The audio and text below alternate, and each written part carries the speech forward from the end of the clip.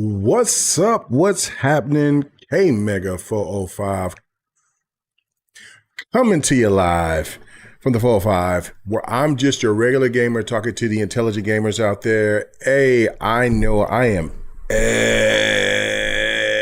extra late, and I apologize for that. There are some explanations for that, major explanations for that.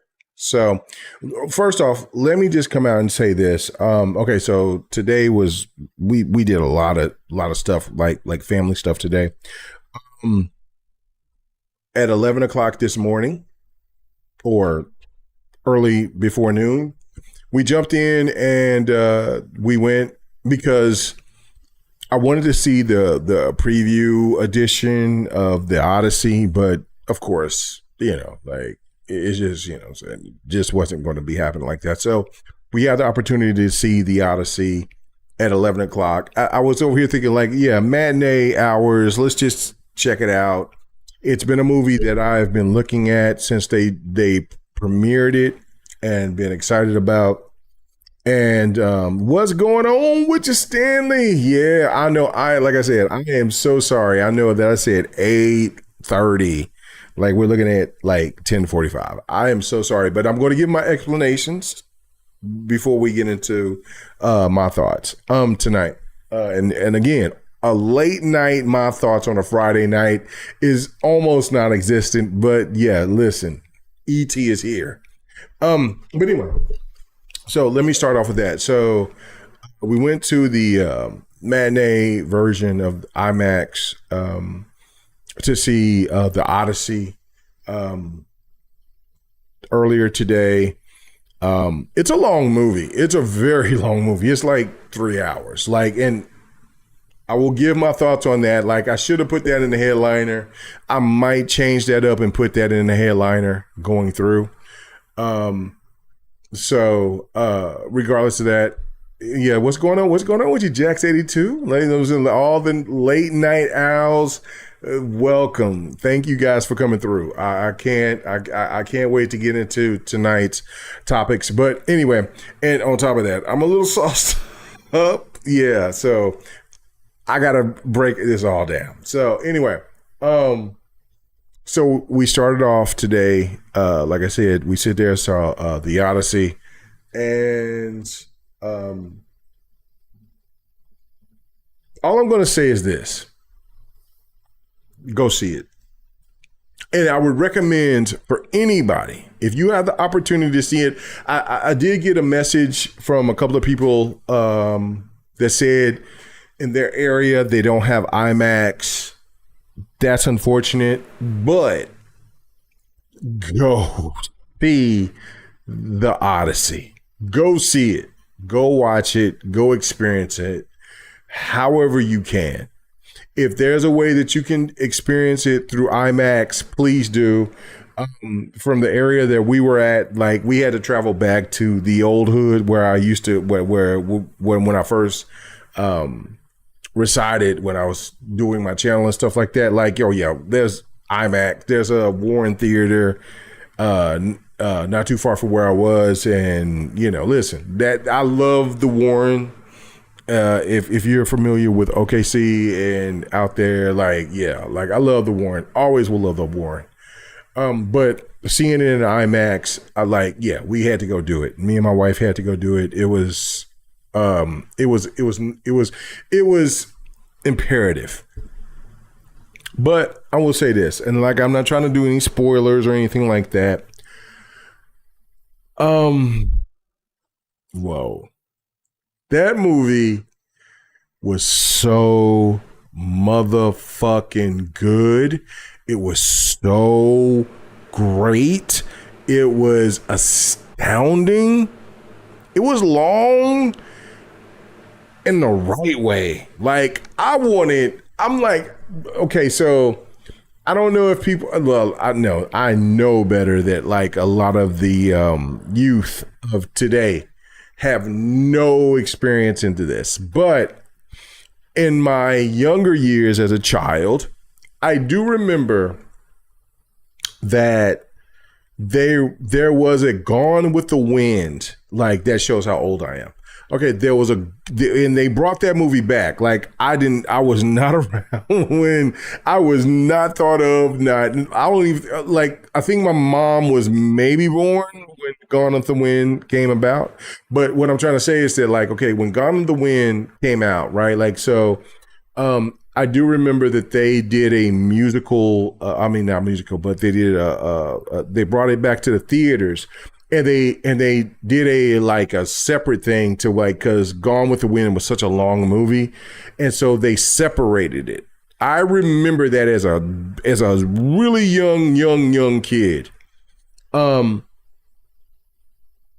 If they did this with the Odyssey, I'm like, when is the next date so I can be there? That's how good this movie was. I was not expecting the actors and actresses, or just actors all in general, to be in this movie.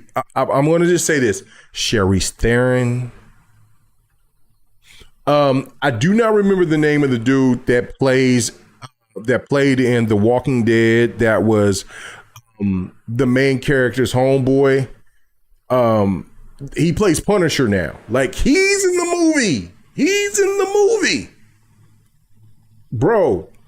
And then, like, from Black Panther, like, they had that character, and I will address that here in a hot second. There was a character from the Black Panther that was T'Challa's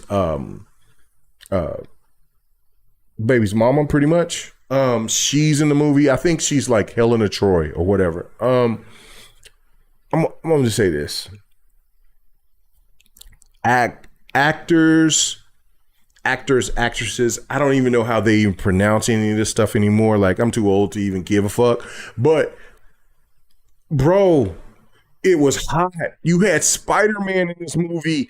You had Matt Damon in this movie. You had Charlize Theron in this movie. You had there was so many people in this movie that, like, I'm like, yo, you even had a rapper in this movie.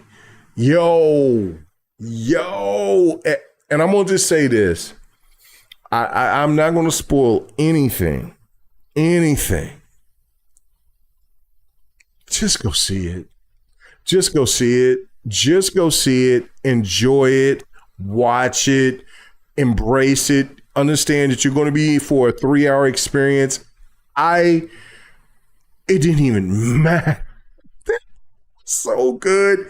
The Odyssey is the hottest ticket right now. We'll find out what the new Spider-Man is going to look like, which I'm very hyped for. They're finally bringing in X-Men. They're doing all that. Like, if you don't know, like, if you look in my old backgrounds or whatever, like, other than my green screen, like, you'll see, like, I got X-Men shit everywhere. I love X-Men. That is what brought me into comics, was X-Men. So, other than that, I'm very, very, very excited about the new Spider-Man that's coming out. But this movie right here is about it. It is incredible. And unless, for people that want to wait until the movie comes out on video or digital or DVD, Blu-ray DVD, that's fine. I'm going to just tell you this right now. You're selling yourself short if you do not have a complete, and I mean complete, surround sound.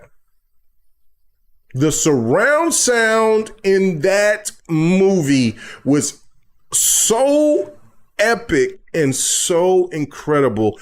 I can't even fathom to tell you how dope this movie was, bro. Like, damn. The movie just came out like yesterday, so I will not say anything. The journey.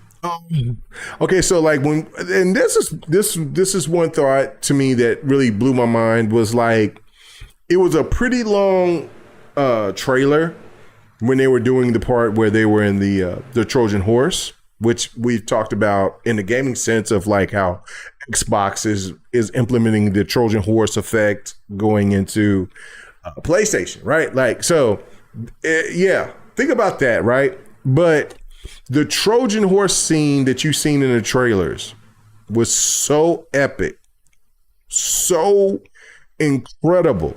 Like, you're like, oh, this movie, okay, yeah, okay, but there's going to be some downsides. Nah, nah. And then my last part on this, because I recommend anybody and everybody to jump in and to watch that movie if you have they have the opportunity to do it. I understand that not everybody can watch this movie, but I highly, highly, highly, highly, highly, highly, highly recommend you to watch this movie. There's shit like Hellblade 2 in this movie. Bro. Oh no, like Christopher Nolan. Let me put this like this. Like, I'm, you know how I am about scary games and shit like that. I used to be all in. In scary games, and I'm kind of like not like that since I gotten old now. Bro can make a scary movie and make me say, nah, I'm gonna wait till that comes to video, but I'm gonna still support it because I know that you good at Sigma photography. I think. Oh yeah, let me not try to use big words at this point, but I'm sorry. But yeah, bro, there were so many tense moments in that movie, so many. I gotta watch it again just to capitalize on the cinematography. Okay, I said it right this time. But not on top of that, but the audio. The audio was crazy. I know Lemon right now would be sitting here because he always talk about audio, right? Mm-mm. Mm-mm. The audio brought the intensity on top of the intensity was going on in the movie. Yo, I'm telling you this right now, ladies and gentlemen. The Odyssey is a must watch. It's a must watch. And if and I'm just saying this right now as a person that, you know, I go to the movies on occasion. I love going to the movies. I think that it's the last bastion of my childhood. I love it. I went and seen He-Man. I thought He-Man was really fun. It was really enjoyable to watch. I would recommend to go check out He-Man if it's still available. You know, just for my nostalgia, my thoughts about He-Man is that like, it's way too far out. Like, if they did a He-Man movie to the caliber, like, I understand about the abilities of what they can do with making the game. Well, I say game, making the movie look so realistic and things like that with the technology. Okay, so like if you dropped this in 2015, I think that it would even do so much better. I really do.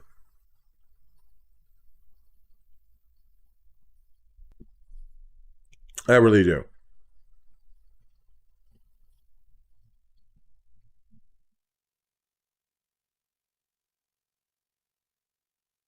Bro, I can't. Yeah, and so like for He-Man, my childhood was like, whoa. And I thought they did a really good job with He-Man. But like, let's get back to the Odyssey. Odyssey is incredible.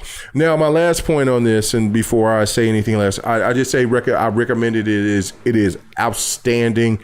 It is, while we're about to get kicked in and go into the Marvel space, because I can't wait to see Spider-Man, Doomsday. I'm all Marvel. I'm ready to do it. I'm ready to get in on Marvel because I know what they're ready to start seeding. And I have not seen the X-Men 97 season 2 yet. I've been waiting to try to see if they get all the episodes together so I can just lose my mind on it. But regardless of that, bro,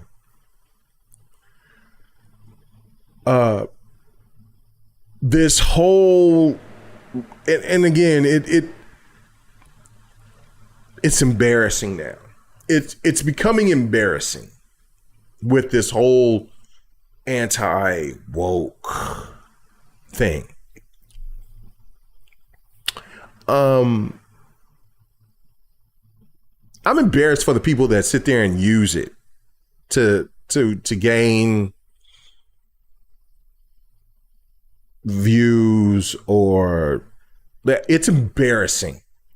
It's embarrassing. So like, I'm going to do a little history and then I'm going to say this point and then we're going to move on and we're going to talk about the gaming. But I just want to make this point. Like race relations bullshit about like pro white, pro black, pro this, whatever the fuck, didn't really kick off until like the 1600s from the Spanish. They brought that shit into the ether. Right? If people were legitimately caring about history like they do and not just going on the internet and trying to say something to get a like or a bump into their whatever the hell that they're doing this for, because they're ignorant, they're stupid, they're dumb, they're fuckheads, they're ignorant. You're dumb. You're really fucking dumb. Let me just make that point. When you say woke, you don't even know where the word woke came from. I will help you for a hot second. It came from black people first. And so then it came from the black people from the late 30s, 40s. And then now you use it. And then now these idiots use that word in a terminology and then try to say, oh, woke characters here, woke characters there. Okay, so in that time frame of where it was, of talking about Helena Troy or whoever, this, that, whatever the fuck, whatever the fuck, right? Let me just make this point because it annoys me to no end. Before this whole racism shit came into about racism, about actual races, was in the 1600s from the Spanish. Look it up. It's a fact. It's the real shit. Before that, like when you want to go and you want to talk about the characters that's in this movie, it is so plausible. It is so realistic. And even if you want to be one of these idiots that believe like there can't be black people that's dealing with going with Athens or with this or that or whatever, Greek mythology, that's fine. You can believe that dumb shit all you want to. That's fine. You could be the ignorant fool that sit there and believe that. But the fact of it is that you'll be missing out on a championship, a movie that is definitely going to get some Oscars. It's going to get these actors and actresses. The cast was outstanding. The acting was impeccable. Impeccable. Impeccable. So regardless of all this about like we cared about like if Helena Troy was black or whoever the hell this was, whatever the case may be. What people failed to realize that did not watch the movie, that did all this bitching and complaining, these people were not in this movie like all the time. This movie was separated into pieces because of so much what was going on, because there was storytelling to be told. And I'm telling you, the journey that they went through, bruh.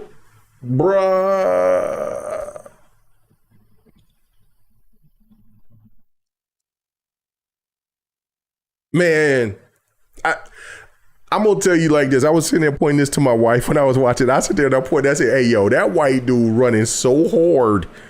That should be a brother. That white dude putting in work. He ain't got armor on and is dusting everybody trying to get the fuck out of the situation.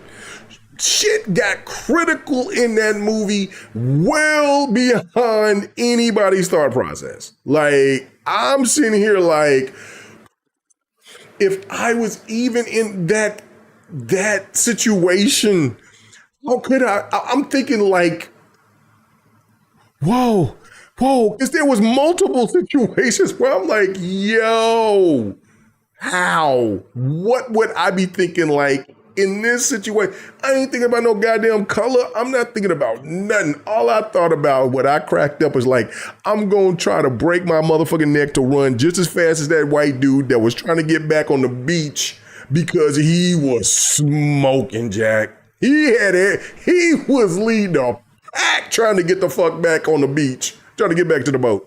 Because the shit that you seen, what they were going through, bruh. Such an excellent movie. I can't wait to talk this with other people out there that will see this. The Odyssey is one of the greatest movies I've ever seen. It is up there. And listen, me and my wife went to see IMAX Fire and Ash Avatar. Oh my God. Oh my God.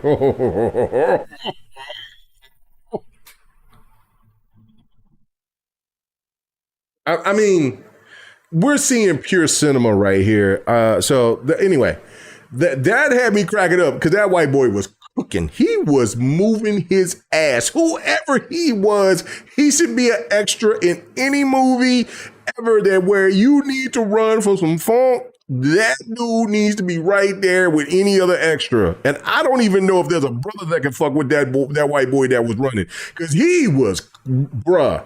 He was on some shit. Like, it was an inspiration for me watching the movie. Like, I want to be like him to run the fuck away from the funk that's coming for you. Oh, Lord Jesus. Man, such a great movie. All I want to say is I recommend it. It's great. All this anti-woke bullshit. Shut the fuck up. You are idiots. You're dumb. You sit there and I hate the fact that you even get people to sit there and subscribe to your channels and listen to your bullshit because you're fucking pieces of shit. You're rotten to the core. You're nothing more but a t-shirt of the fucking week. You will be irrelevant at one day, at one point in time. And when that day comes, I hope my channel still stands so I can sit there and shit on you. I promise to God on that, because you should not ever disrespect a quality movie like that. That's like shitting on the original Blade. What? Well, because it was a black man that was playing as a black vampire, and oh my God, that's and when people sit there and think about, well, Blade is cool, Blade is it? No. If we sit there and first get implemented with a Blade in this era, in the last, I say 10 years, we would have these weirdos sitting there telling you that that's woke and that shouldn't be appropriate for whatever reason. Anyway, I digest. We got other stuff to talk about, but I'm just saying this. Please go check out The Odyssey. I know that like what I'm fiending for, loving for, I want to go watch it again. Honestly, like, I mean, I'm still mentally messed up on the fact that this movie was that good. And it was that long and it was that good. It was like Endgame to me, like watching Endgame and then finding out that was like, 3 hours long or whatever. And just saying like, or Lord of the Rings or something like that. Like, and just pure bliss. I did not care to get up to use the bathroom or anything. I just loved it. So anyway, regardless of that, great movie. Go watch it. If you can watch it in IMAX, please do. If you don't, just please just have a chance to experience it in a theater with people. It was also dope seeing people clap at the end of the movie. I haven't seen that in a very long time since Endgame and Black Panther. Like that was okay. Last point. Goddamn. Okay. Black Panther had me really fucked up. Not on the sense of because I thought Black Panther was like incredibly, like it made me really want a Wakanda. Like I'm like, man, please, can I go find Wakanda? Can I find this place? But to see all different races stand up and clap after Black Panther, it really made me emotional. It really did. It made me emotional. I'm looking at a young white girl that was standing there. I mean, young. She had to be like 7, 8, 9, anywhere from like, I would say 7 to 10. Let's just say 7 to 10 years old. And she's looking at the I can't pronounce the name of the black bald headed women that were the fighters for Wakanda.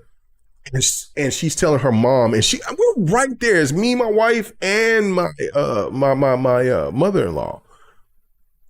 And she's saying that in front of her mother, saying, I want to be just like them, bro. Like, I'm like, yo, that brought a motherfucking tear to my eye. Like, she's looking at black women and seeing strength and saying, I want to be like that. That's what black, and then people standing up, all different races and clapping. I'm like, you know what? We might be finally getting past that bullshit. And here we are, but whatever. I felt watching The Odyssey earlier today, and seeing people clap from all different races. And it wasn't super packed. It was early. It was a matinee. When we walked out, like, it was packed. So it was going to be really, really packed at the 3:00 hour. But people clapped from all different races, and it brought that vibe back again. Like, all we want is just proper entertainment, proper shit, good stuff. Don't matter about all this weirdness that you're talking about. Like, Helen, she wasn't in the movie. Like, Helena Troy was not in the movie like that, but it was an important role. Everybody's role was important. Everybody's role was important. And I mean, listen, and I'm going to say this, like, I got to get on this Matt Damon, bruh. I was telling my wife, I need to find out, like, how I can get on that Matt Damon, like, exercise regimen. Bro looked incredible. Bro was jacked. That white boy was jacked, bro. I could not. I'm like, yo, what? He's 55, 56? Like, are you kidding me? Like, I understand these people are rich. But I'm just like, man, can I get like 2-3 months of that regimen and we good? Okay. All right. I'm done talking about that. But I just wanted to let you know, go watch that motherfucking movie. He said, holy glaze. Yeah, I am glazing. I am glazing over The Odyssey. It was a fantastic movie. I was very, very, very, very impressed with it. So, yeah. Anyway. So let's get to it. I know that I'm very late, and so that kind of extended the situation that was going on. Why I thought that I was going to be here to do my thoughts at 8 or 8:30 this evening. Well, then my wife's father wanted to have dinner tonight, and then we did, and then so we had a good time. Went to Brick House Brewery. We had a good time, ate good, have a good conversation, whatever. And then so my wife wanted to go to the bar, have a good time, and hang out. And so you listen, anytime my wife want to go do something, want to hang out, want to do the damn thing, you know what I'm saying? Look, as a husband, we got to do what we got to do, right? So, or as a boyfriend, or just, as a homie, like, you know what I'm saying? Hey, let's have a couple of drinks, have a good time and everything like that. So anyway, this is where I'm at the point where now I'm doing the podcast this late. And I was like, holy shit, I forgot that I was supposed to be doing the podcast this late. So, all right, I apologize for that. Let's get to it. I know that I've ranted enough, but let's go. Okay, so the information that we got so far from, I think I want to talk about EA right now, just starting off of EA. Okay, so EA, if people haven't paid attention, because I know that a lot of my listeners, they don't play college football or things like that. So, college football, I got a chance to play it early. Shout out to EA for that opportunity to play it early. I felt like, and I still feel like this is the best playing college football game that's ever been made. Even better than 2014 or 2013, going way back before they had the hiatus. This plays extraordinarily. It is top notch gameplay wise. I only played at the time of while the game was well I was under embargo or whatever the case may be. Only Ultimate Team and Ultimate Team and is kind of playing a couple of online matches or whatever that I could. So I did not play Dynasty. I was waiting to play Dynasty a little bit later. I know Dynasty is mostly a lot of people's go-to. It's that or it's Road to Glory.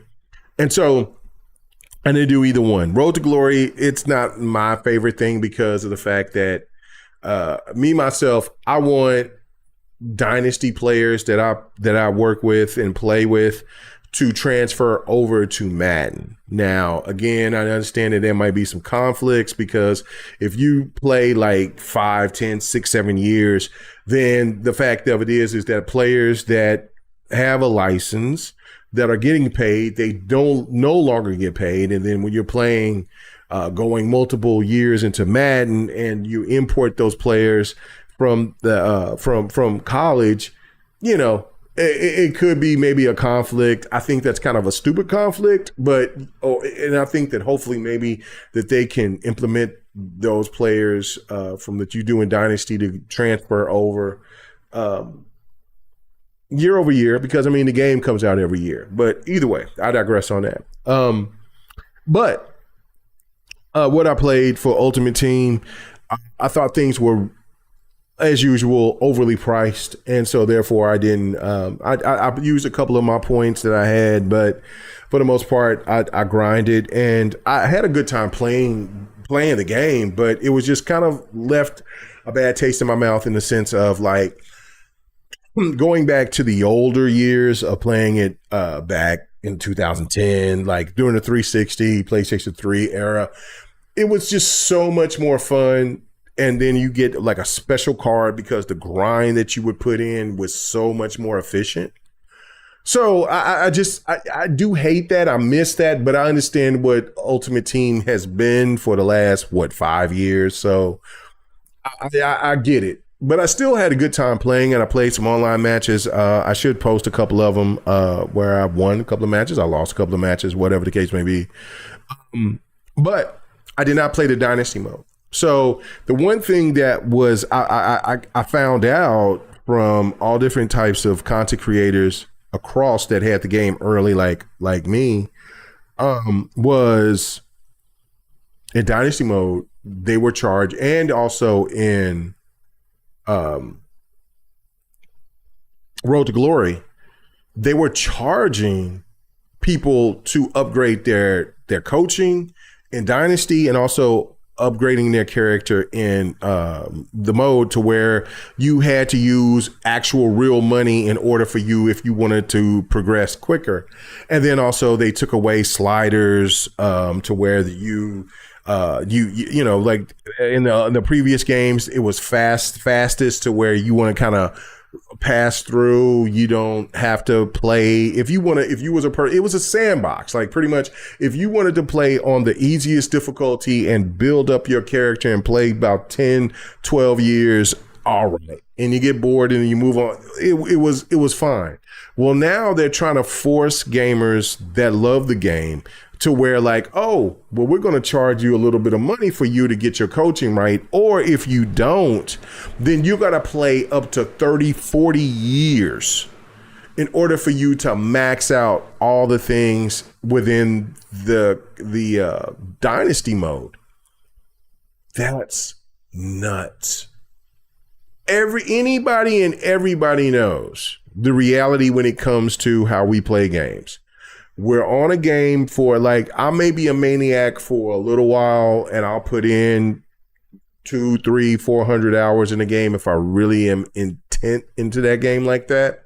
And then I'm going to go jump in on something else and put in how many hours on that, jump on something else, play how many hours on that. But to force gamers to have to pay that love the game, that mostly plays the game continuously in order for them to get to the ultimate goal, that is an embarrassment. And anyway, there was a lot of pushback, and rightfully so. And EA said, okay, we're pulling away from the offline, because you could play these modes offline. That's what's really bizarre. And so anyway, So they said, okay, we're pulling them away. So the patch came. They added in some new uniforms, things like that. The TCU. I'm not a TCU fan, but the TCU alternate uniforms are really dope. Really, really dope. Anyway, there's a lot of alternate uniforms and stuff like that they added into it. But that being said, there's still an issue in the fact that they didn't add fastest to the XP. And listen, this is beyond the college football game because the rumors have it is that these people are not only these people here at EA now. It could be the Saudis, it could be the Kushner Group, it could be all. And they're all in it for the money. We get it, and they want to try to regenerate the money that they but especially the Saudis that spent the money on acquiring EA. So of course they're going to try to find any and every way to sit there and to get that those billions of dollars that they put into acquiring EA, and also with the group, the Kushner Group. That was a part of that helped land EA to now being an American company, now being a foreign company, which, I mean, listen, it is what it is. However it is whatever. But to not look at the situation and try to say, okay, hold up. Let's not impede on these single player. And I know that sounds really stupid and corny coming from me, thinking that like these billionaires, these trillionaires, these people that has this ultimate wealth would give two shits about us as consumers. But the reality of it is that, like, look, it is going to eventually get to a point with all gamers that even with games that we love, we appreciate, we keep playing, and we see the hard work that these developers have done with a game like College 27, which plays better than any other college game that I've ever played. And that is a fact. It's not a lie. Anybody that sits there and try to challenge me on that, play me. And let's stream that and let people see that. And then, like, let's go back to the older college football games and see the difference in that, right? Like, they really went all in on making this a very, very, very good, solid, controlled football game. But the problem is the greed. It is insane that these people want this much money from us after we will pay for this.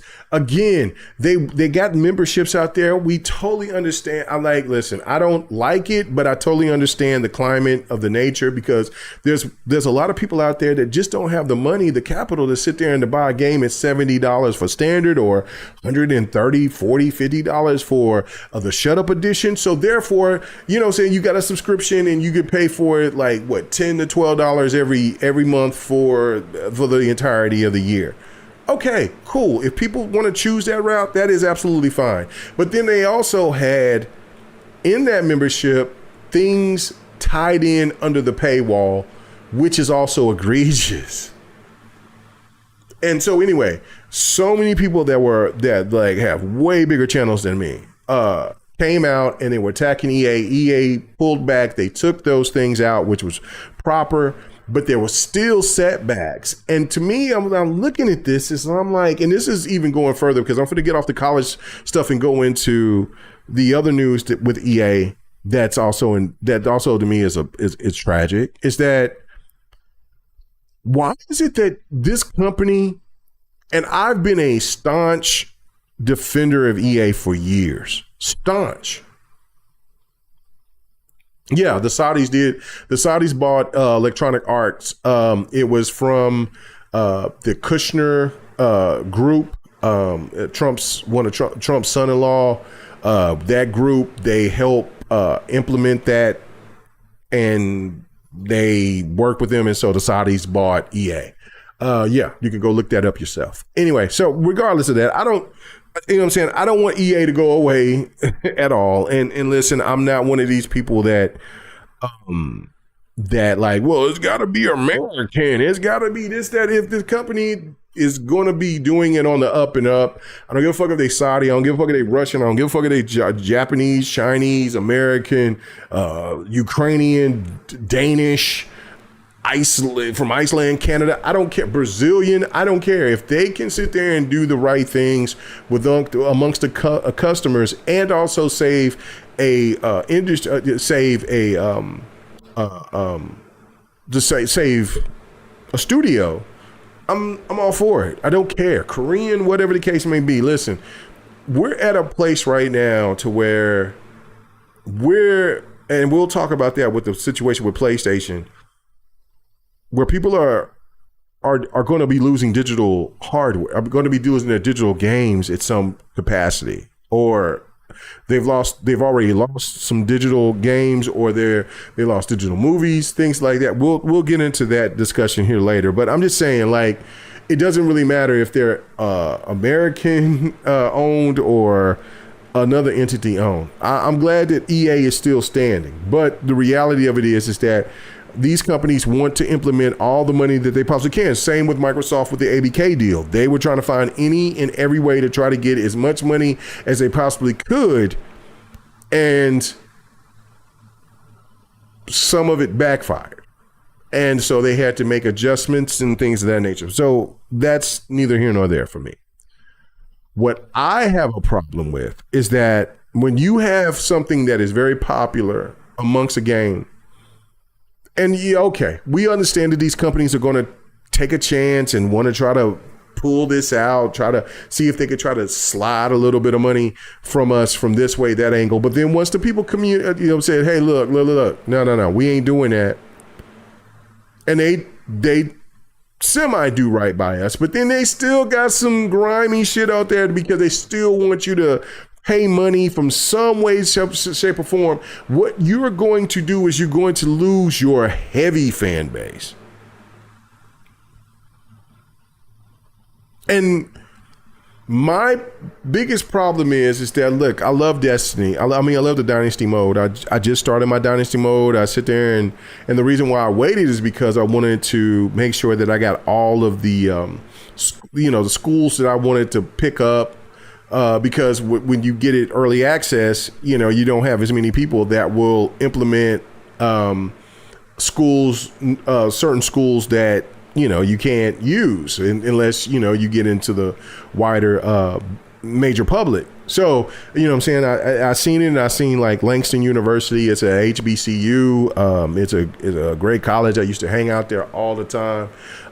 Used to date a person that graduated from Langston University. It's actually older.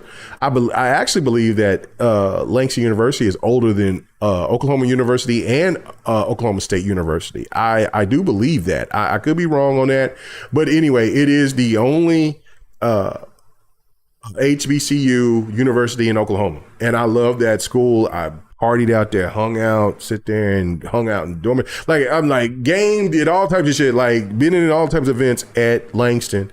And so like I used that school as a part of my Dynasty mode. Like, and so I'm like, and I plan on streaming that with you guys here really soon. So and just seeing how far we can go and going through that journey. But other than that, just the fact that, like, and I mean, it's not just that university, it's so many schools and universities that they make and things like that to just custom conferences and all that. It's just, that's what Dynasty mode is like to me. Is just so fun. Like, you could just do this and you could see big time schools, they kind of will fall off because maybe a school that was in the same state or something like that will gain, and then you got now the NIL. And I mean, it's all good. I get it, right? But keep trying to nickel and dime gamers from the enjoyment that they've always known is only going to hurt the brand. And that is something that has to be addressed. And as a gamer, as a person that loves gaming, there has to be a point to where gamers and the industry and the people and the developers have to stand up with the gamers and say, look, enough is enough. You can't keep doing this. I understand that they get a check from these people, but it's getting too egregious. So on top of all that, there's people that are happy that, and it seems like it's a really big win that they did pull that out from to where you don't have to pay in Dynasty mode and in Road to Glory. But then we hear the news about Need for Speed and the Burnout Studios. I think there was a Crichton. I think that's how you pronounce their name. That they're not looking to bring another Burnout or another Need for Speed because they're all in on Battlefield.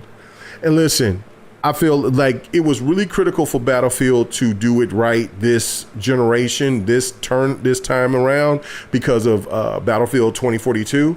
But the reality of it is that, okay, like, listen, this is like the 30th anniversary for Need for Speed, and you don't have one? Like, the best thing that you could have done, in my opinion, is say, okay, we don't really have time to make a brand new Need for Speed from the ground up. How about we bring Most Wanted, a remaster of Most Wanted and Most Wanted 2? Or how about we sit there and we do a remaster of Burnout, Burnout 1, 2, 3? Or do both. Like, do a remaster of Most Wanted, and then also do a remaster of Burnout 1, 2, and 3.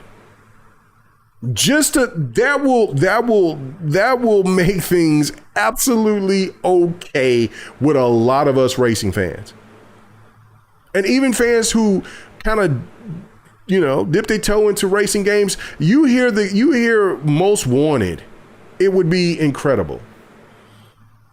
Yes, you're right, Richilli. They can make a Underground 1 and 2 remaster. They could do that for both. They could do both. They could do a 1 and 2 for Underground. They could also do well, I would actually see, I mean, like, they could do a 1 and 2 for Underground. They could, but I would think because Most Wanted is one of the most popular of the Need for Speed games. So, like, if you did that for 1 and 2 Underground, or just Underground, I mean, not Underground, but Most Wanted, the first one, why not? And then do the same for Burnout. Just do Burnout 1 through 3. Or if you want to do 1 through Revenge, you are winning. You're going to get money. You're going to get my dollars. You're going to get other people's dollars. I'm going to stream it. I'm going to buy it. I'm going to support it. I'm going to sit there and let people, hey man, if you were too young to play these Burnout games at that time, or even play Most Wanted, oh my goodness. Like, you are now understanding exactly why so many older gamers gave two shits about Need for Speed Most Wanted and think that it is one of the best racers out there, right? Like, ever. And it would be perfect. And then you could still have the team be still focused on Battlefield. Like, I mean, I'm looking forward to this new Battlefield, the season 3. But to just say, like, we don't have anything and we're more focused on this, like, Need for Speed at one time was the creme de la creme of racers. There was nothing better than Need for Speed. Nothing. And for EA to just kind of look at it and poo-poo it like that, it's embarrassing. And on top of all this, it's just like where... and hopefully that they learned a lesson dealing with the situation with college football. But we're seeing that, like, Madden is going to be implemented with some stuff, and single player games. So Mass Effect could be actually implemented with these these points that you would have to pay real money in order for you to upgrade. If they do that, they're going to kill Mass Effect. And what you will have is where you'll have people that will not play Madden. You will be losing customers. You're not going to deal with customers. You know what I mean? Like, what the fuck are they thinking? So again, I find it to be really crazy. He said, I never liked how Most Wanted looked. I mean, that's what I'm saying. With a remaster, it doesn't matter. Like, I mean, it would look incredibly good. So you're talking about we have the Star Wars Racer, so we are okay. No, we're not. Star Wars Racer is not going to be enough. That's like saying, well, I just need the Star Wars Racer and I don't need Forza, I don't need Gran Turismo, I don't need Need for Speed, I don't need anything else but the Star Wars Racer that you're going to play for 20 hours, 30 hours, and then you're done. Man, stop it. He says, we're also getting the Stuntman game, which the Stuntman game does look really good, right? But that's still not enough. Like, I keep iterating to you about, you know what I'm saying, to you brothers, about how it's all about what you think. It's that narcissism. Like, no, I'm thinking about every bit of us, all of us. You know, like, I mean, if I had my choice, we have nothing but fighting games, JRPGs, Mass Effect, Halo, God of War, racers. Anything else be there, and some old Yu-Gi-Oh games. Like, I love the old Yu-Gi-Oh games from like Duelists of the Roses. Or, you know, like the 1990s Yu-Gi-Oh games. Like, we can do those. We can add that into my mix. Like, if we really, you know what I'm saying, the Halos and, you know, Call of Duties, whatever. Like, you know what I'm saying? Like, that's the thing that, like, I can never be that vain to sit there and to think that, like, well, just because I love this certain genre of game, you know how much I love Halo 5, and I think Halo 5 is the best Halo. I don't give two shits about anybody that dispute me on that. You tell, hey, there's more people that's playing on Halo 5 than the older Halos. Halo Infinite is doing decent, but Halo 5 is still doing its thing. Handily. And it was the most successful money grab game. But again, that's just, that would be me just sitting there being selfish. I want every gamer to get a version of what they love. But why should gamers sit there and tell me that I shouldn't get what I love? Right? So that's where we at on that. He says gaming would be cooked under you, Mega. I ain't gonna cap. Yeah, no, gaming would be cooked under you because you only like free to play games. And a couple of games that I feel like some of them are very corny. Like, they're not even games that I even give a shit about. To be honest with you, fan. There's a couple of them I like, but for the most part, like, those games don't sell. Those games don't give no traction. You know what I'm saying? Like, I mean, I'm glad that you agree with me about Halo 5, but I'm just saying, like, with anything else, it's like, you talk, what is it? What Curie say? Gotcha games? Like, I mean, I think the gotcha games is pretty dope. I mean, but again, like, I know the gaming space is cooked if we sit there and we just get the same of the same of the same of the same of the same. We have to have more. And I feel that, like, when they sit there and they talk about Need for Speed, and, well, Need for Speed is an afterthought, Burnout is an afterthought, damn, EA, that's fucking ridiculous. Because I know that, like, Battlefield is important and it needs to be important for you to sit there and to maintain to make another Battlefield, but there's people that don't even give a shit about booting up a Battlefield or Call of Duty. They want to play a Burnout. They want to play a Need for Speed. So that's my thoughts on that. Anyway, let's keep it pushing. Let's get to this point about Halo. And And I think I addressed a little bit about this, and I won't go too deep because I can catch myself going into a 2-3 hour rant about Halo. Like, you know how much I love Halo. I think the franchise is one of the best franchises for me ever. It actually brought me back into gaming extra heavy. It got me to be an Xbox fan, and being an Xbox, like Xbox is my number one platform. Halo did all that. But I am finding a problem with how some of the media is attacking Pierre, the new head of Halo. And listen, I know that there's some people, and listen, I gotta defend brothers and sisters in this gaming industry. I got to defend my black brothers and sisters in this game. I have no choice. When I sit there and I see people, when I see a movie as great as Odyssey, and I still see racist idiots sit there and talk about using the wrong terminology of what woke is and saying, oh, woke character is this, that, and the case. And when we're sitting there and we're looking at idiots that sit there and just telling us that our soldiers needs to have testosterone shots because if they have low T, listen, that's a whole nother topic. But anyway, I digress. What I have a problem with is that with Pierre, it sounds like Pierre is over here making people is holding people accountable. Sounds like to me, Pierre has got people out here.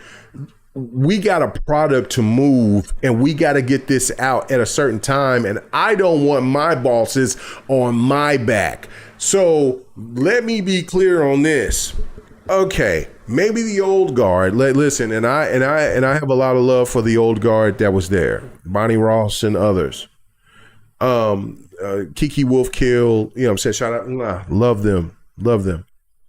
But maybe they had a different approach. Maybe they were like, okay, listen, okay, you're having some trouble with this, that, and the third, and let's go ahead and let you kind of deal with that and angle that in your own space.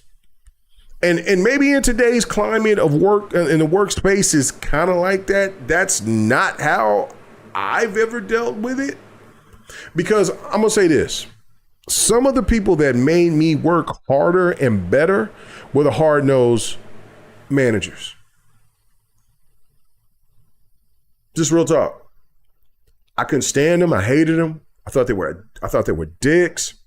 I thought that they should have been, you know what I'm saying? I really wanted to put my hands on them bastards. I really wanted to hurt some of them. And I mean, in men and women, right? Like one of the first hardline bosses that I've ever had, her name was Hattie Stevens. Shout out to you. Rest in peace. Beautiful woman. Beautiful woman in a sense of she guided me to understand about work ethic. And I was young. You know, like, I ain't got to take this shit, but I do like this money, but I don't like take this shit. No, Hattie would sit there and bring me in the office and say, listen, your ass will get fired if you ain't doing your motherfucking job right. You can't be coming to work late when you got other shit to do, when you got shit to do. Yeah, you are a good worker. You take care of business, but you coming in late when we got time frames and you're over here hurting everybody else because they got to do the job.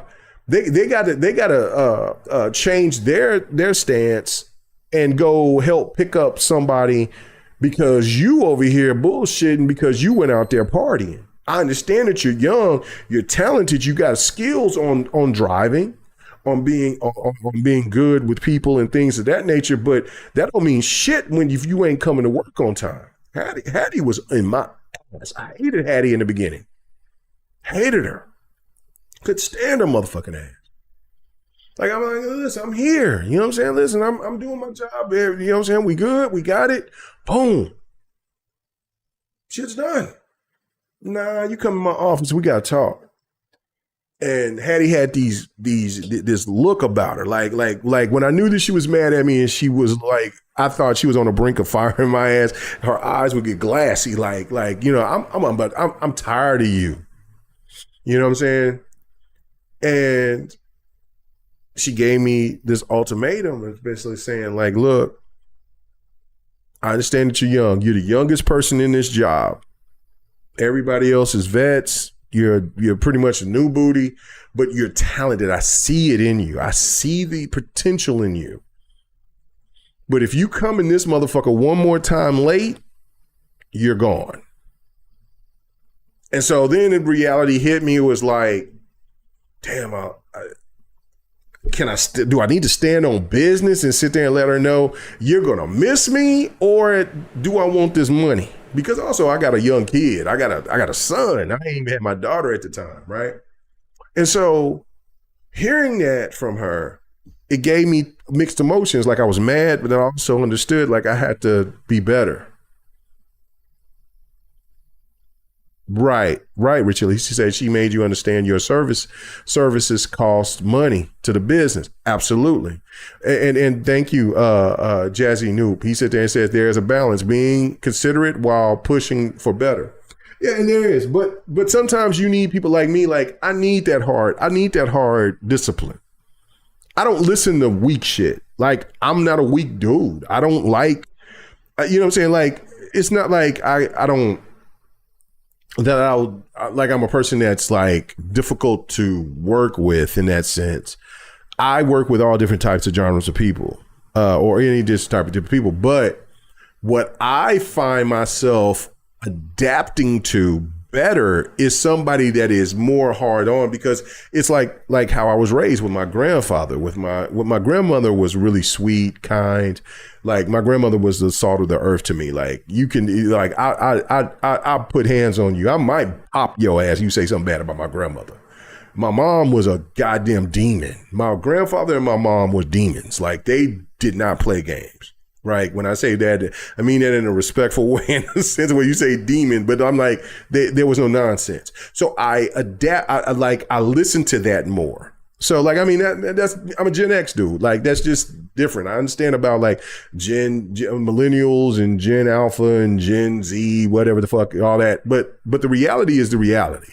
Like, it doesn't matter about your generation. It's about your responsibility about what you're trying to do and what you want to do and what you got to earn. Right. So anyway, when Hattie sit there and told me that, I had a decision to make. And so my decision was like, okay, I got to do better. And I did better. And even when I was doing better, it still wasn't enough for Hattie. Until a certain point. After that, Hattie just needed to know that she could trust me, that she could believe in me, that she could say, I know that this boy here is going to be right. When it comes down to it, when it's all about just trying to make the right decision, like I know when I call him and tell him he's going to go to this job, do this, pick up who we need to pick up, get the moving, boom, boom, boom. He's going to be there. He's going to be there. He's coming to work on time. He's doing his shit, right? Any time that I had, like, and even with my last job, right? Like before I got hurt, my manager and my batch dude, like my batch dude was a racist. Let me make this point to you. He was a racist. He was a bigoted, racist old white guy. And the job that I worked at that time, the job that I worked at was predominantly white. Like there wasn't a lot of people of color. You had some Mexicans that was there, but it was mostly white, Mexican, very few black dudes, right? And so like me, I ain't scared of you. I ain't worried about you. I don't give a fuck about you. If you sit there and go cross, try to act crazy, you gonna get me. You know what I'm saying? I ain't never been afraid of any of these races, why, whatever the fuck it is. It's just where I talk, I do my shit, I do my job. I've never been a person that never gave a fuck about that. I'm here to do my job, make my money, take care of my family, keep it pushing. I knew what I was in when I was in it. But anyway, with that being said, on my last job before I retired, this dude was so difficult to deal with. He was so difficult to deal with. And then it flipped because he knew he could rely on me because there was so many people quitting. Like he was trusting all these other people and everything like that. There was people quitting like when shit, I'm working 12, 14, 16-hour days. I'm going over limits here, Jack. I mean, there could be tons of stories I could tell about me working, pushing that mud, right? And people that push mud know this, right? Like there is no 9 to 5. Like if you had a 9 to 5, like shit was low. Like you was not making money like that. Like you wanted to be working some real good hours. And so anyway, I'm going to shorten this up. So anyway, there was a situation that happened. He almost got himself in some trouble. I had his back, even knowing what he was. And we never had a problem after that. He realized, and it actually humbled him. And we had conversations about race, about like this and how ignorant he was on his situation of thinking of how black people worked and this, that, blah, whatever. And then it even made more black people get hired because of my work ethic and other black workers that was there at the time. Very few of us. But next thing you know, it was like, so it's just a conversation. It's a trope. It's not the reality. We bust our ass matter of fact, we got to bust our ass harder than some of these white boys out here. That's just the reality of it, right? Like, yeah, I was a new booty for like 2 years before I ever got any kind of recognition from anybody, right? And it didn't matter because like I said, I got to take care of my family. I got shit to do. I got to make this money. So when he realized it, and then when the shit came down and I was really one of the only people that had his back on it, everything changed. And he was, like I said, he was difficult. Like he was on my ass for just anything, all of a sudden he knew he could trust me because he knew that I was going to do my job. It didn't matter. I didn't give a fuck about the outcome. Yeah, I could have been one of these people that sit there and say, oh yeah, I can get him fired, this, that. But what if the next person that I had because this man's been working there for 40 years, you know what I'm saying? And then like they bring in somebody else and he would have been way worse, right? So anyway, fast forward that to get into the gaming aspect of it. With Pierre, he's holding people accountable. And there's nothing wrong with that. And for anybody, and when I'm reading these articles, like, okay, so the one that caught my attention more than anything was where this person sit there and said, well, this person was caring more about, they were part of the financials on the budget of the Halo games that they were putting out. And this person was caring more about their vacation than they were the financials. Nah, fam. Nah. And listen, even under me, like for when I'm still, I still do GRG from time to time and just like if anybody that's worked under me, that's did work under me, that's dealt with me, I make it clear. I'll sit there and I'll be humble for a little bit until I'm not. And then like, again, you know what I'm saying? It's a different type of aspect, but like, no, I expect if I'm coming in here to do the work and these other people are coming here to do the work, I expect you to do the work as well. If you can't, then there's no need for you to be here. There's no need to be you a part of GRG. There's no need to you be a part of anything that I'm doing. Because listen, if there's one thing that the people that I've sit there and I worked for, you know what I'm saying? And again, this is different because, you know what I'm saying, doing content creating is not like you're getting paid to that level or anything like that. I didn't get paid from anybody that I was doing work from. It was more for status to just sit there and help build my channel. Next Gen didn't give me a dime or a game or anything. Xbot didn't give me a dime or a game or anything. Or like, even if when I sit there and I did stuff for like We Game here, I never got anything for anything. Like I'm doing it for the love of it. You know what I'm saying? But I'm also making sure that I'm here and I'm available. Like there was times that I was coming off work. I had a 12, 13 hour day and Xbot 448, you know what I'm saying, on Next Podcast had only 2 people available. And I'm I'm driving home. And at that time, it was taking me like 45 minutes to an hour to get home.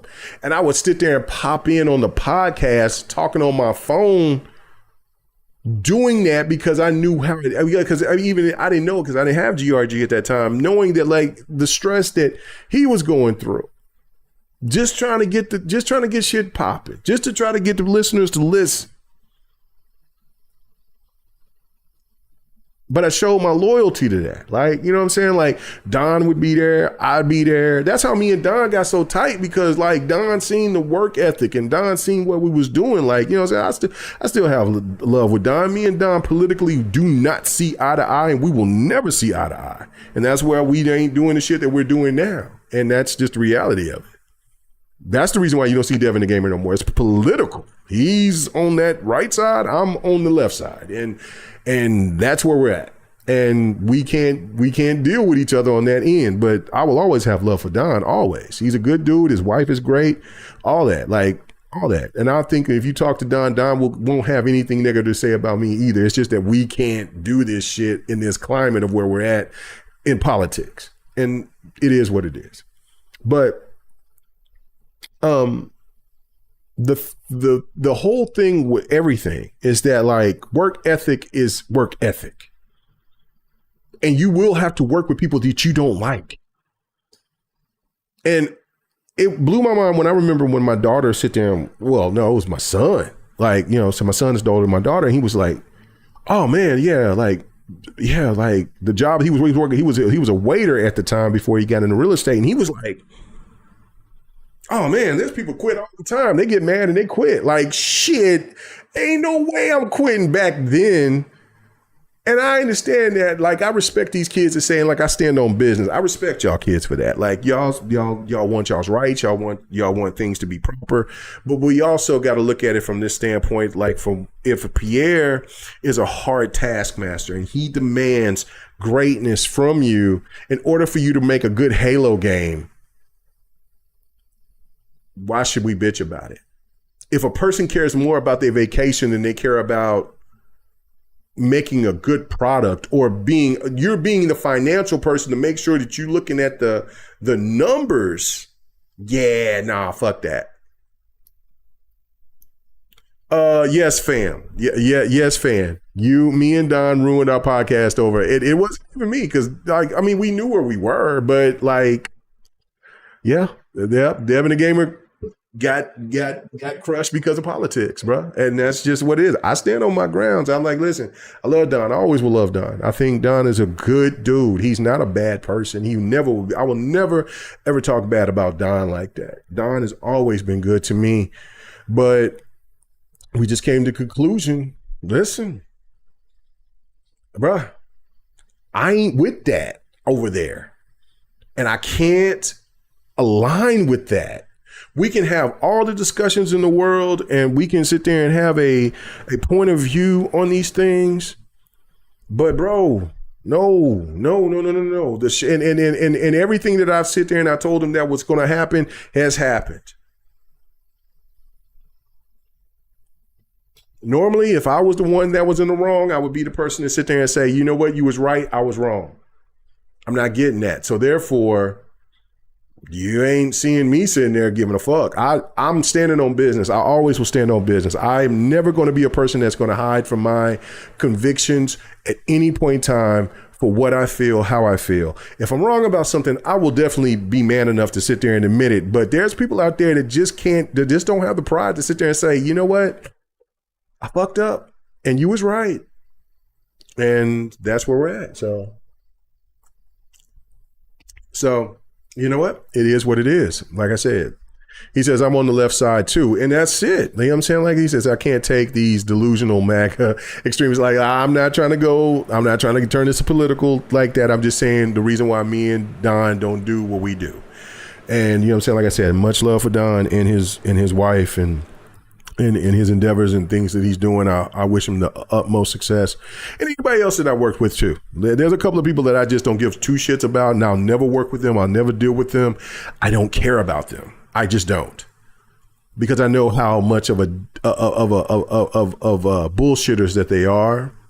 But for the most part, for anybody else that I worked with, dealt with things like that, I wish them all well. There's only like two people, really honest, and I'm not trying to get into that crumb side shit of things, but yeah, nah, fuck them. But that's what it is. And if anybody feels that way and they feel like I'm talking to them, maybe I'm talking to them, talking about you, but maybe I'm not. Maybe you might felt some kind of way, but whatever the case may be. So he said, sometimes you just got to stand on it. Yeah. And that's it. Yeah. So good night, Richili. But yeah, anyway, out of that phase, just going back to the Pierre situation, is that I feel like in a sense he's getting attacked wrongly.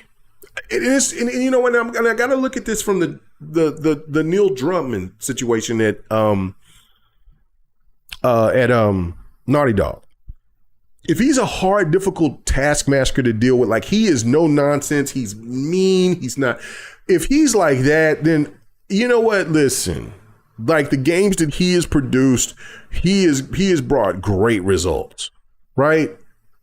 I mean, I'm not all into The Last of Us like that, but I will say The Last of Us 2 had me gripped until the end, which I thought the ending was just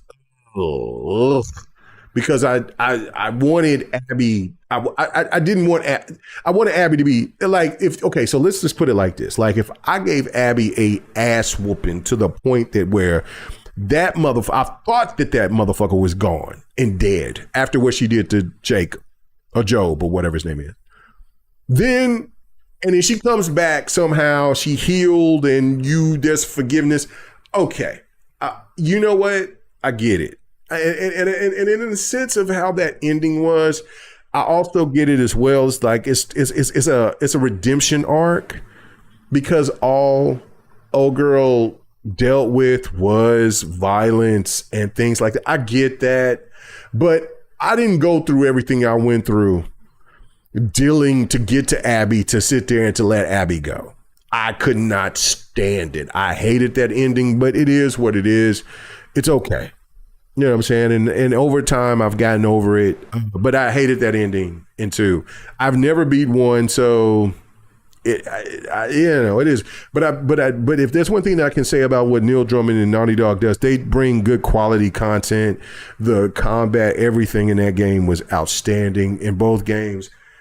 Great shit. But if he's a difficult taskmaster, I know about the crunch stuff and things like that, but listen, that was my whole point when I was going into my rant about my former bosses, some of my former bosses, was that, man, I did crunch. They don't give a fuck about trash men doing crunch. They don't give a fuck about mixer drivers doing crunch. They don't give a fuck about over-the-road drivers doing crunch. They don't give a fuck about bus drivers. Even if you're a school bus driver or if you're a charter bus driver, they don't give a fuck about those people don't give a fuck about crunch. So I don't want to hear the gaming media sitting there crying about crunch. There's people that sit there, I'm like, even my wife and others, like they have to grind sometimes. Grind. And I've been knowing people for years that sit there and had to put a little extra of that time in when they know that they would rather go home at 5 o'clock where they had to work until 7, 8, 9 o'clock at times. Or even if they worked until like, well, let's say 5:30 and then they had to come home and still they get a call and they had to do some other extra work. We all at some point, for the most point, had to work on crunch. So to make this about, and listen, I don't want nobody to be overworked to the point to where it's stressful and it hurts and your mind is not right and you and all that. I don't want that either. I think that unions are a positive step into that direction, but I also look at it from a standpoint of like what Pierre is asking for is a great positive halo. And I think that like what Phil, again, where Phil was at his worst, where Phil Spencer was at his worst is that he trusted people too much. And then when he came in and he laid the law, it was like, nah, y'all motherfuckers got to get to work. Get to work. I trusted you, and now you made me look like a fool. Yeah, nah, fam. Take care of Phil. And so Pierre looked like he's like what Pierre said in his interview is like, listen, you ain't got to worry about when Halo drops. You ain't got to worry about Halo bugging or acting out of pocket or gameplay is not proper, blah, blah. Pierre's helped work on Halo from Halo 5 on. Halo Infinite gameplay is outstanding.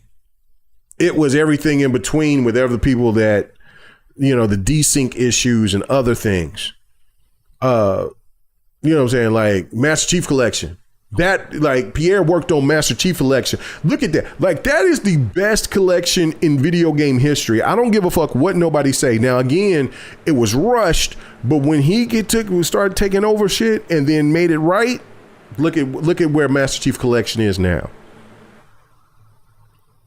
How outstanding that massive collection is. So I am on the fence. I am sitting here, listen, I don't know everything and I'm not there with those developers. So I'm not going to sit there and say all these developers are wrong or they're soft or something of that nature. But what I will say is that I do feel that we're being a little bit too tender about how about people's work ethic.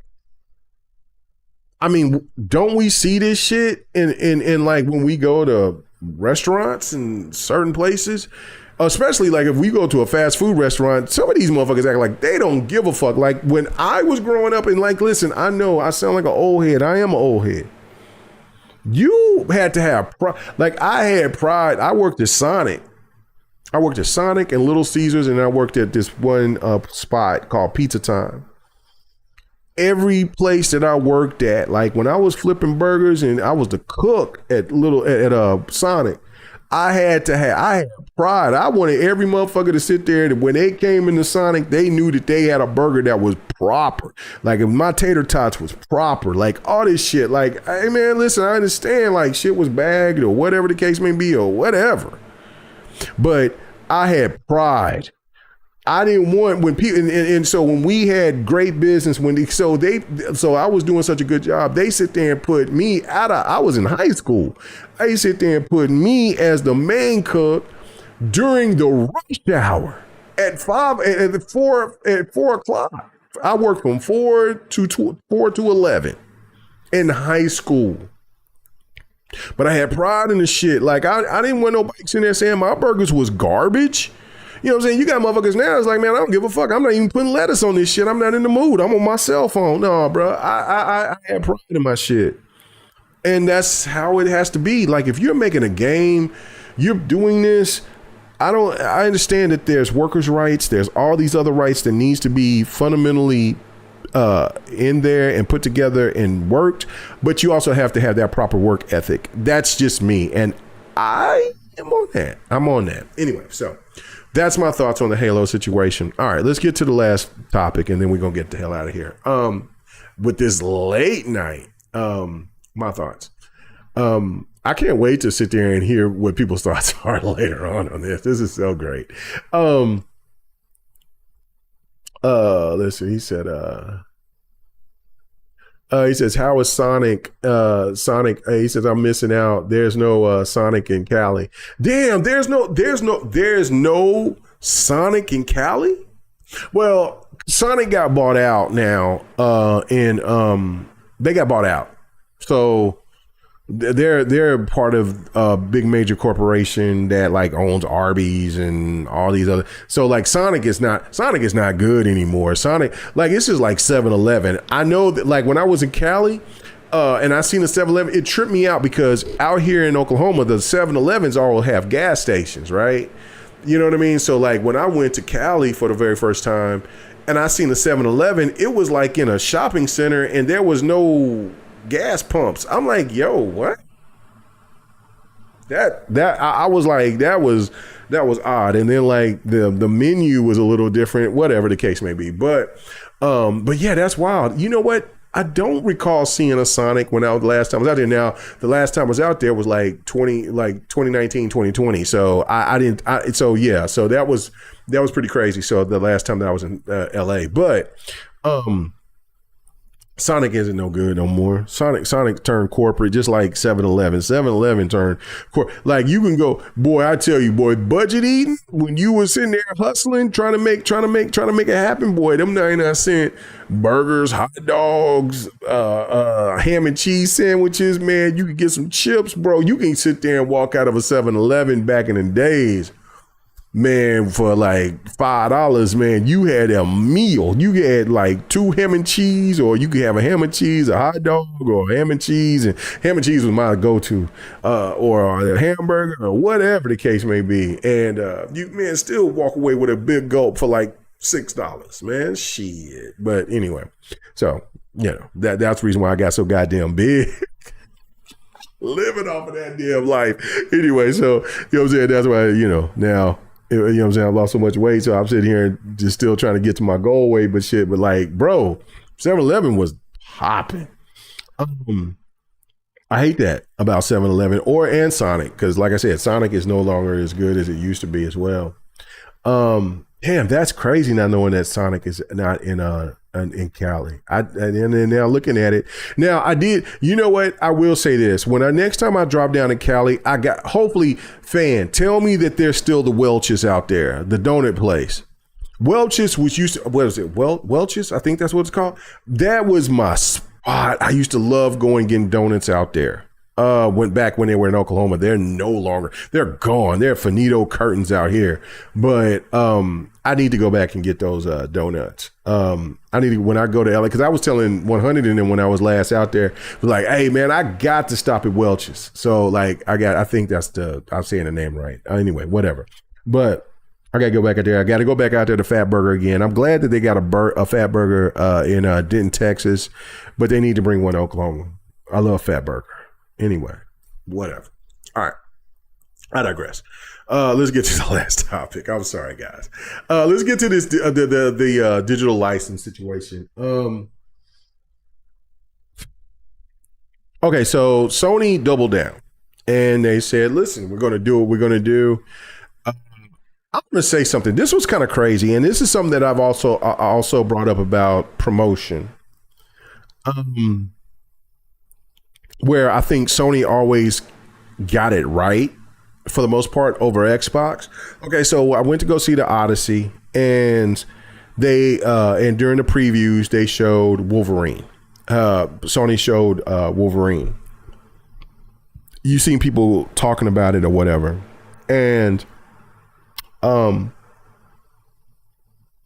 you could tell people were interested in it from in the crowd that we were in the theater or whatever, because you heard like chattering, right? You know what I'm saying? Like, oh man, that looks pretty cool. Whatever. Well,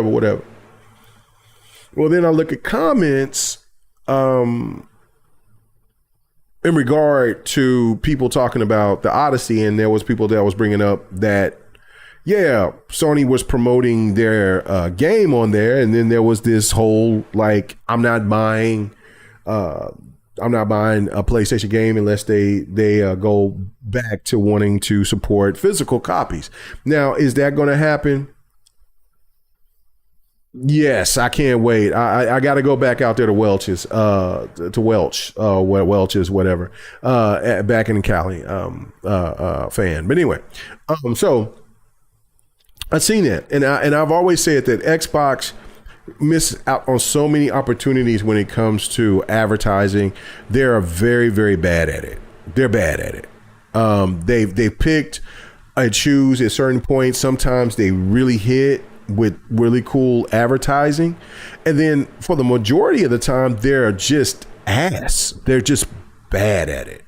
Like, there's no reason, okay, for like years. Now listen, granted, the next big movie that's going to be coming out before Gears come out, if they decide to want to jump in there and advertise that in the movie theaters, then I will shut up.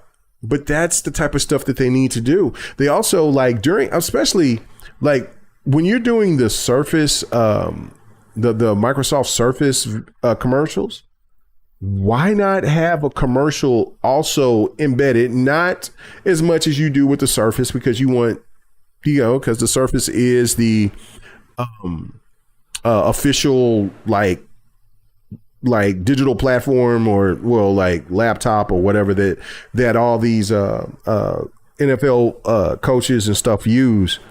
I get that, like you're gonna over advertise that, but in between there should be, for whatever game that's coming out, or just even for bigging up Game Pass or whatever, that should be like Xbox should be in those conversations. And so, like, looking at Sony sitting here advertising Wolverine at the Odyssey, and the Odyssey is going to do great numbers, no doubt. That's beautiful marketing. But again, when I look and I'm seeing looking at chats and on Facebook or Twitter or other people, and they're all in and they're mad and they're saying, like, look, I'm pretty pissed off about the fact that, you know what I'm saying, like, Sony's over here disrespecting people that want to buy physical copies. So, like, this stuff isn't going away for Sony. Regardless, Sony sitting there and want to stand on business and talk the shit that they do, and they're letting people say, listen, we know what's best for you, you don't. Okay, cool. That's them, right? What I have what's the biggest crazy confusion for me is the fact that these guys, oh shit, somewhere bad. I heard my voice again. Sorry. What I have the biggest problem about is the gaming media still trying to talk about Xbox. And listen, Xbox should get roasted for the layoffs and all this and all that. But listen, the story of the year at this point is what Sony's doing. It's hands down. Because Sony has laid off people. Microsoft has laid off people. Microsoft has laid off more people than what Sony has, but Sony has laid off people as well. Hundreds and hundreds of people. Marathon is in a really bad spot right now. Sadly. Matter of fact, so bad is that, like, the person that just jumped in to be the director of Marathon, they left. Gaming media says something and then they go back talking about, well, Xbox shouldn't be, who even wants an Xbox anymore? Why should people even own Xbox anymore? Again, the gaming public is letting everybody know what Sony is doing with PlayStation is a huge mistake. So much so is that I'm seeing people that were pro PlayStation bringing out videos talking about, like, other Sony interests that is also screwing over the gaming public. Case in point, you look at Crunchyroll. Okay, so, like, Sony bought all of these anime companies, Bilibili, Crunchyroll, et cetera, right? And what's really nuts is that like, if you want to go and get merch for Crunchyroll, like for any of these anime characters that you love and you appreciate, you have to get a subscription. It's not like it was optional back in the days where you could just go in through the store or wherever, and then you could go and look and see and pick items that you liked and, have them delivered to your home and things of that nature. Now you have to have a subscription in order for you to even get to that store.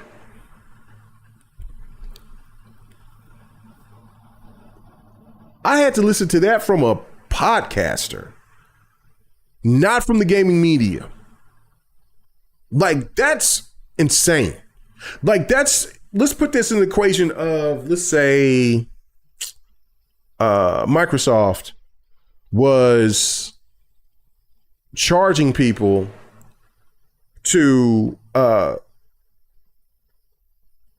through Xbox to get like Microsoft was charging people charging subscription. Like for instance, like let's say that okay, there's this new tier in this new tier that you have to pay a subscription in order to go and go through the Xbox store to get Xbox merch for Xbox stuff that they have exclusive, like like Halo or Gears and stuff like that. Do you know the ridicule that Xbox should get? What Microsoft should get and would get from publications? And yet, I don't think a lot of you people have even heard of this. And I'm guaranteeing you need to go look this information up because it's there. It's available for you. I'm not going to sit there and lie to my public. I'm not going to lie to my listeners. This is the shit that I'm talking about. Like right now, it just doesn't make sense. No. Let me take that back. It does make sense. But what doesn't make sense is the fact that like in a time where the gaming media could be in unison with the gaming media. I mean, with the gamers and even content creators, and work on making these changes to apply pressure on Sony, Microsoft, and Nintendo. It is very clear that they don't have no interest into wanting Nintendo or PlayStation to pivot and make decisions, but they want Microsoft to be under a microscope at all times and want them to do any and everything that they like.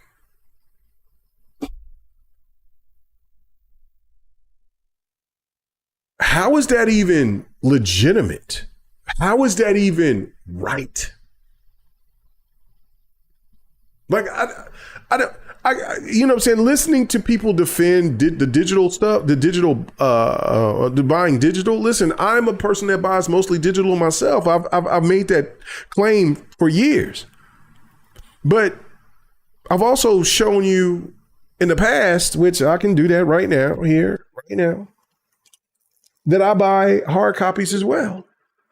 I mean, since I got some, just a few right here.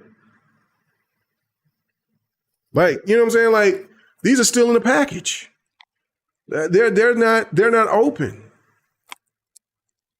You know what I mean? Like, you know what I'm saying? I got hundreds in my closet of games, Xbox One, Xbox 360, Xbox, very few Xbox Series X, but OG Xbox games that I have, hundreds. It's not, you know what I'm saying? Like, it's not like it's something like I only got like five hard copy games, and I'm sitting here over here claiming for hard copy games. It's just the reality of it is just, to me, it's just like, what are we doing? What are we talking about here? Why are we really out here trying to say that it's okay that Sony can sit here and make a marketplace to where when we used to could get a game that was 3, 4, 5 years old be $13, $5, $10, $20 at some cases, to now to where like a $70 game could be only, you know what I'm saying, through their store, maybe only 50 or at the least 30. What? A 3, 4, 5-year-old game, $30? So we have to be better than this. Digital, yes, right, Jazzy Noob. Yeah, digital. He said digital is for ease of use, but hard copy is for the long archives, right? Like, I just don't understand how we got to a place. And I'm looking at like some of these PlayStation guys, like I see Jabari, I see Porter Rock. They're just trying to defend this shit because they're PlayStation dudes. And listen, this ain't something to be defending, because this isn't just all of. So see, this is the thing where your fandom loses the reality of what's coming with everything. That's why in my header, it's like the head of that person, of a person that said this years ago, back in, I think in the 1990s, that sit there and say, you will own nothing. This is what corporations want. They want you, and this is Microsoft as well. This isn't just predicated to just PlayStation. This is everybody that's in big tech and all this stuff. They don't want you to own anything. Hell, they don't want you to own homes. They don't want you to own they don't want you to own certain media. They don't even want you to own your motherfucking car. Like, bro, and there, it blew my mind when I seen that there were situations where, okay, so like your seat warming or other like things that you would get into your newer car, to where it was under a subscription, and then after the subscription, then you would have to pay it. If not, then you can't use those same items that you got when you first bought the car. Yo, like, what are we talking about? And so it's way deeper than just talking about what PlayStation is doing. But PlayStation is at the forefront right now in the gaming space, letting you know, hey, I want you to pay max dollar, even if it's for an old ass game. What we charge you is what you're going to buy this game for. And if we get into a dispute or have an issue and we want to take that license away, it's already implemented under our discretion to take it away, and there's nothing you can do about it. They did that to the movie. They did that to the PlayStation community with movies twice. The first time they brought those movies back. The second time, I have not heard that they brought those movies back because of the dispute. And that's asinine. Like I said, I would have a video at full-fledged roasting. I mean roasting Xbox. Roasting Microsoft.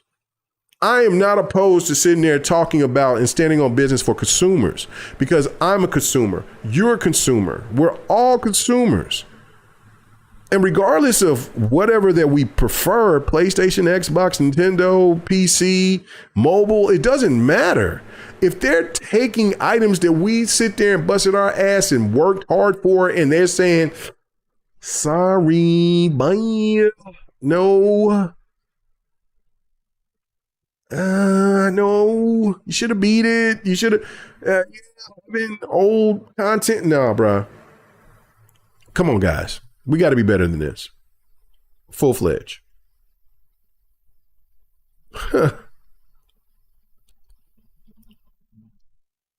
He said your microwave, your blender, nothing. Yeah, brother, it is. Listen, and you know, I stand up on supporting subscriptions. I don't have a problem with subscriptions. But if I have the option to buy, because there's a group of people that is just willing to just subscribe and just not own their property, but have access to whatever that they want, and that's fine. Let those people make that decision. Like, options is always great. But it's the thing with Game Pass, when I've always sit there and I said, it's like, listen, I think that the real thing and the proper thing is to where I have the option to buy my game. So if there's a sale coming through, and like, that's why I was defending the fact that, okay, they're doing $30. It's for me. I'm not mad at you or anybody else.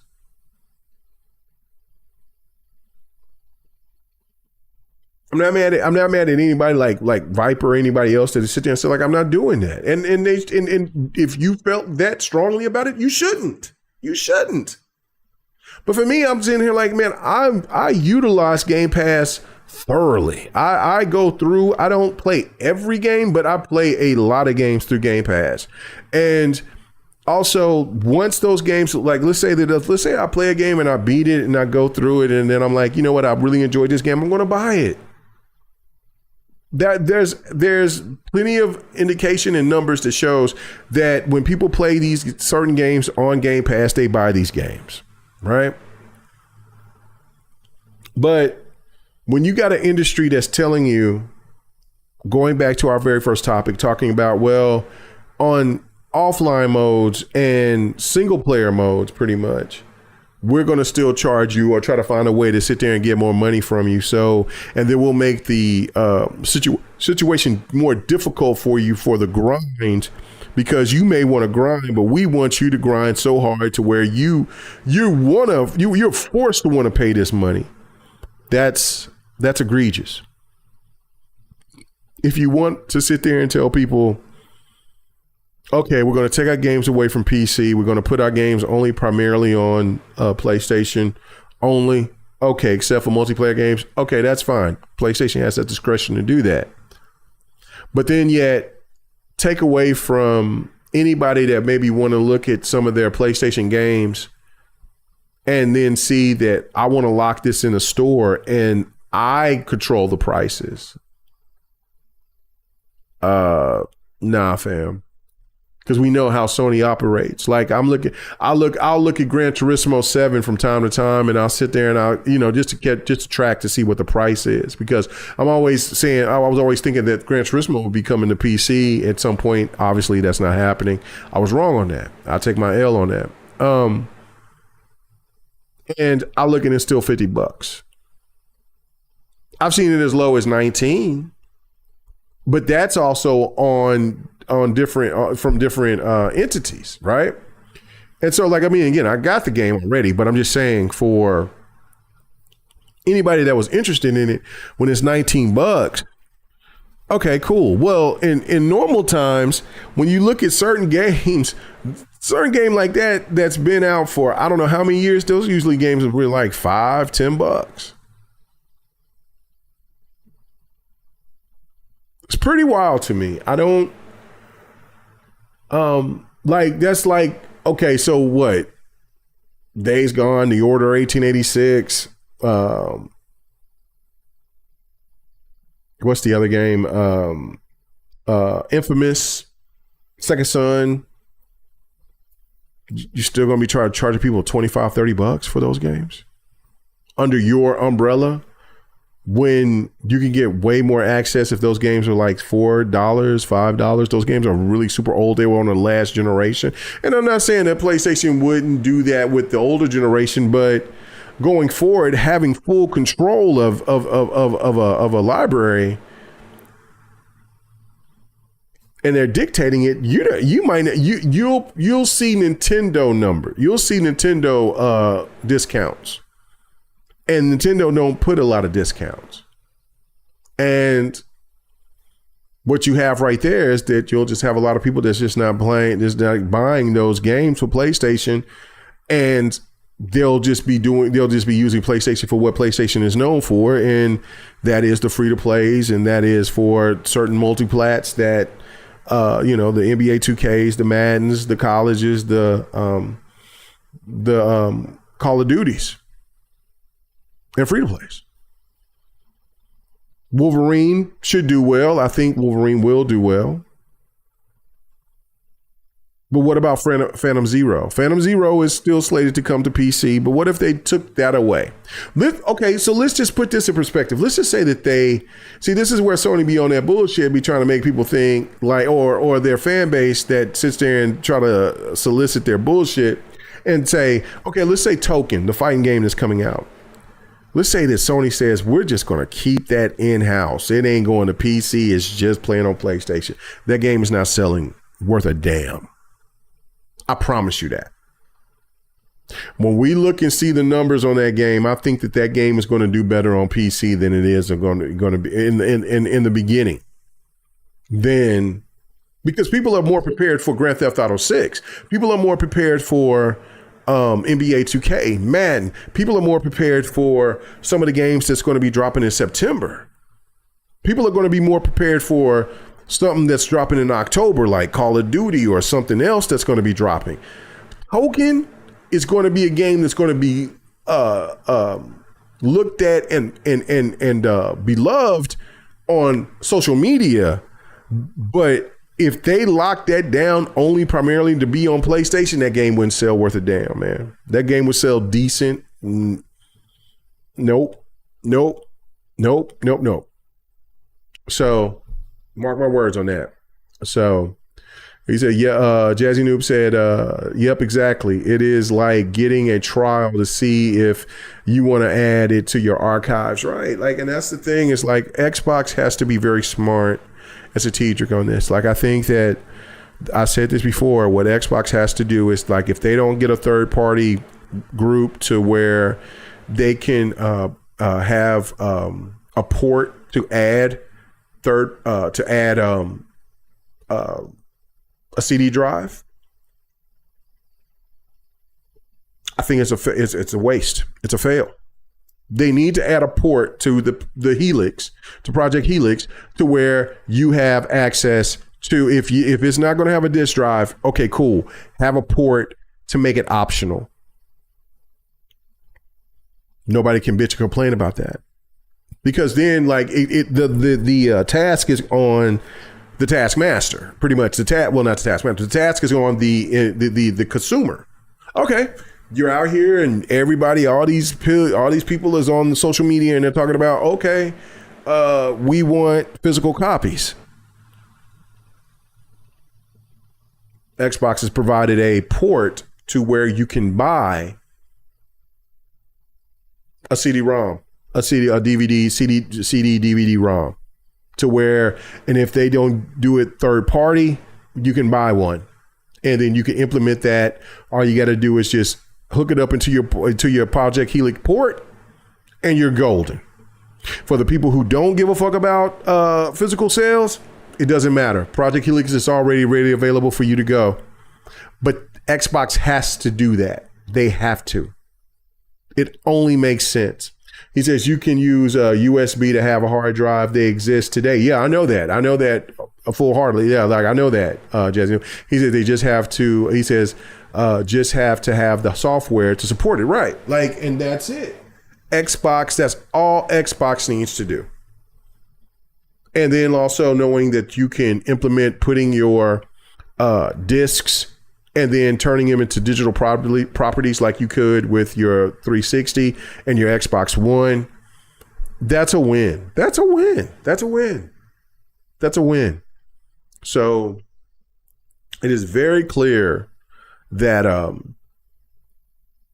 if we don't push for these companies to give us to where we to give us these games and make sure that we have these games, these licenses are ours, they're just going to run over us. They're going to run over all of them.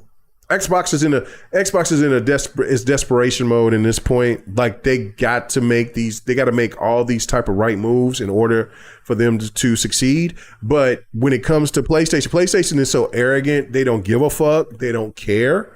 They've just totally told their fan base, so what? And what's the crazy thing is that there's content creators and there's people that's in the space that will say, I buy digital anyway. It doesn't matter. Why do I care about not having physical? Okay, well, you're just alienating a group of people. And like I said, I thought it was like 3 to 5%. No, it's up to it's 10 to 20% that buy physical. And so that's a miss. Also, when you look at games like Token, PlayStation is telling the PC community is like, you have to be signed under under PSN in order for you to want to even play the game. And because that game is not fully is region locked, you have millions of people that's not going to be able to have access to play that game. And then you also have gamers that just don't want to sign up to PSN. And that's crazy. Like, you know what I'm saying? Like, that's another thing that's wild. So again, it's like I said in my last stream, PlayStation is going to find out one way or another. And if they feel like there's not going to be people that's going to be playing Wolverine because of their policies on PC, and they're trying to force people to play Wolverine on PlayStation, you will find out that there will be people out there that will be playing Wolverine on the PC. The age of piracy is going to be more rampant. And I'm not condoning it. I'm not saying that it's something that I will do. I'm just saying you're not going to just get away with just saying this is our way or the highway and think that it's going to be sweet. And it's just not. You've given PC gamers a taste of PlayStation games, and they've had a good time with them. They've made bad decisions, which I've sit there and I said that the worst decision was to not put these games out day and date to where they can make more money. They sit here and still want to try to keep promoting PlayStation, which PlayStation should be solidified enough. But again, now you're taking games away that people were anticipating that was also on Steam that was showing that it was going to be this. And you got people over there clowning. It's like, oh, well, these people are not going to buy a PlayStation Pro. They're not going to buy a PlayStation. They're just going to find a way to get it. Just telling you, it's already in the ether. It's already there. And PlayStation can lock it down and do this, that, and the third. And then while they're doing that, they're going to be alienating other people, and it's not going to work for them like they think. So, especially when, PC is the biggest, PC and mobile are the bigger and biggest platforms for gamers, hands down. I love my Xbox, but Xbox and PlayStation and Nintendo is not in the equation when it comes to PC gamer output and mobile gaming output. It's just not even. It's not even fair. It's crazy. So that's where we're at. So I just want to let people know that, like, what I'm saying, it is a ticking time bomb, man. It's a problem. If you're trying to take away gamers' right to own something, retro gaming is going to be at an all-time high. So it is my thoughts. It is what it is. And I'm glad that you guys came through and paid attention, listened to me, ranting and raving, talking. What I'm saying? Much love to everybody that came through. Really do appreciate it. If you like the content, please sit there and hit the follow button, the subscribe button. It is free. There's no penalty for subscribing.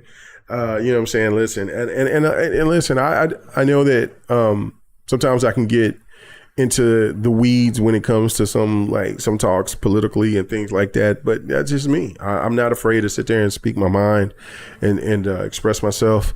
It's not, what I'm saying, everything that I try to say and I try to do is from the heart, and it's never to try to be nasty to other people. But I just feel like sometimes we get into a place where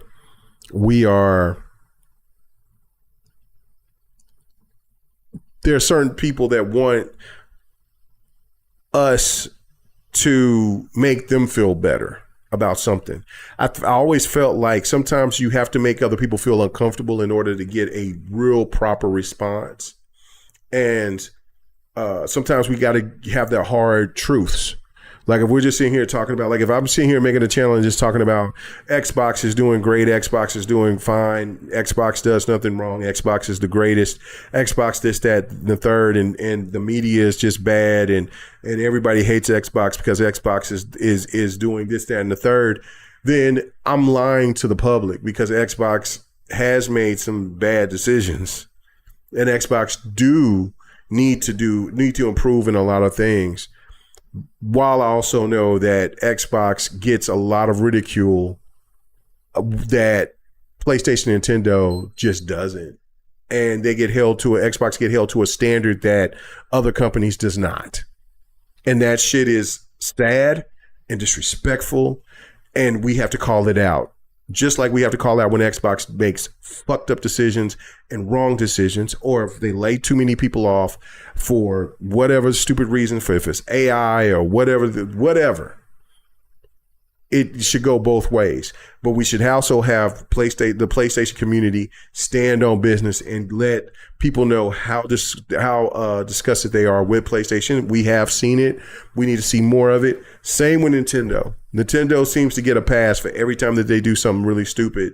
And then like when you get some Nintendo fans, diehard fans that want to attack, fuck it, attack me. You have no power here. You have no standard here. I'm going to call it out how I see it. Nintendo can't shut my channel down. Nintendo has no power to shut my channel down.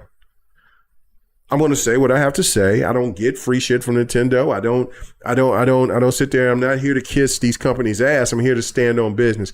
I've sit there and I've been critical of the Xbox, and I've still sitting here and gotten support from a lot of Xbox staff, and so forth. You know what I mean? Like, so, they want that. They want the smoke. PlayStation should want that as well.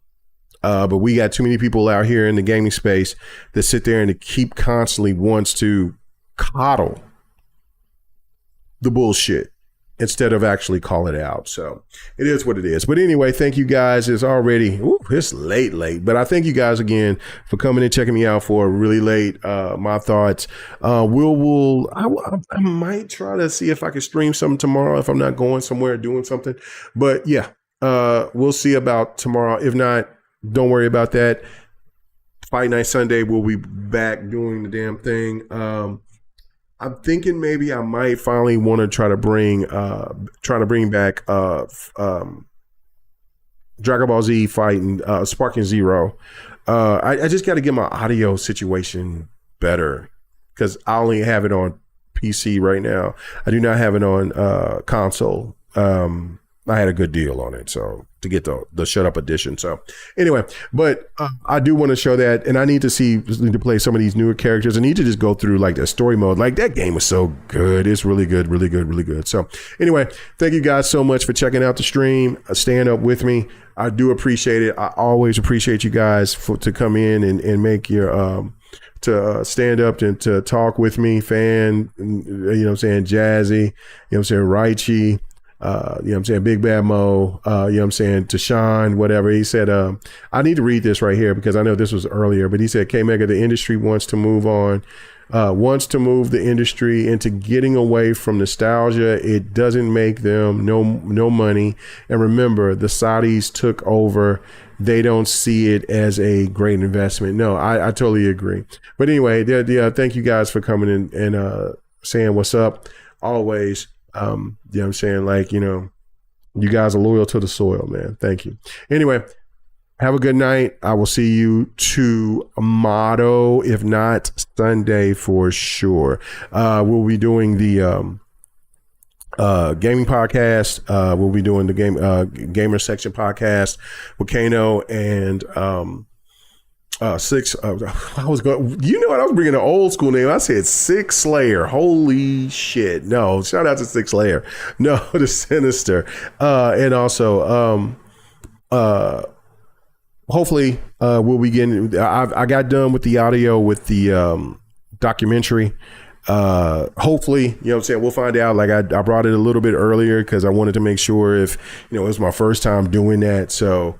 To see if there was any issues or problems, if I need to change anything like that. I am excited about it. I can't wait for it to drop and to hear you guys thoughts about it. Like, especially for me sitting here doing that, like, and so if people want to try to make fun of my professional voice and how we talk with, and yes. Anyway, I can't wait for that to drop. But they'll check us out Sunday at 3 p.m. Central on Gamer Section. It's in the links in the description. It's also in my top watch people on my YouTube channel. Also, like I said, Fight Night later on that night, and then hopefully we'll get back to doing Community Night. We did do Community Night on Tuesday. I was far behind, more so, really not that far behind. I I just was kind of running around doing stupid shit. In Remnant 2, I thought that I needed to do a lot more than what I did. And I really didn't have to do nothing but talk to somebody and just open the gate to turn on the online aspect to play with friends. But other than that, I went in and I had a good time. I've been having a good time playing Remnant 2. So anyway, I'm done rambling. I will see you guys here this weekend. Have a good one. Be blessed. Stay safe. Go watch The Odyssey. No doubt. Peace. Yeah.